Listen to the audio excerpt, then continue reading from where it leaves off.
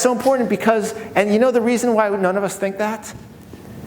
The reason that no one thinks that we can do that is because the idea that we just pitched to the Governor Newsom, that idea, that is the most radical idea that has ever been pitched in this room. I'm willing to bet that's probably that idea that we just came up with is probably the most radical, it's up there with the most radical ideas that have ever been pitched in this facility, ever. That's a crazy idea, right? And the completely bizarre thing is, it's real. We have it. And actually, you know, most countries on earth don't have anything like what we have. Do you know that? It's mind-bendingly weird, that problem, right? No one believes for a second that we could do it now. It's completely radical, but here we are. Look at this, look where we're sitting. This gets crazy, right? So how did this happen? Well, how do we wind up living in a society where there's libraries all over the place that do all those things? That's such an important question for us to be asking right now. And the answer is that the only reason it ever happened is because not long ago, right, just a flash ago, people who came before us came up with this idea that there's a thing called the public good.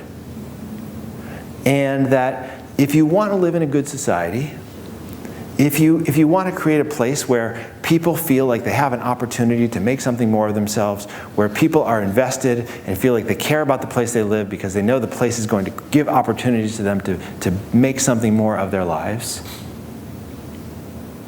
If you want to create peace and prosperity and cohesion and some sense of a common project, you need to support this thing called the public good, not just as an idea, but as an investment. You need to take your money, your tax money, and you need to put it into a pool, and you need to say, my personal life in some ways might be less well off because I'm going to give you money that I might otherwise use to buy a Cadillac, you know, or whatever it is you're going to buy. But it's going to be better for everyone, and even for me in the end, because I'm going to live in a place where we have this sense of possibility and commitment to each other. And enough people did that, right? It wasn't Carnegie who did that. You know, Carnegie was responding to other people's idea. You know, enough people did that and called for it and demanded it that we built these things. And not just libraries, but parks and subway systems, right? And public schools. We invested in this. And we felt pretty good about this good society. Now we screwed up a ton of things, you know, like there are a lot of segregated libraries. African Americans were barred from libraries all over the country, barred from swimming pools, barred from parks. We screwed it up in the way that Americans screw stuff up all the time. It wasn't perfect, right? But wow, what an idea for building something. The reason we're here today is because people before us gave us this gift.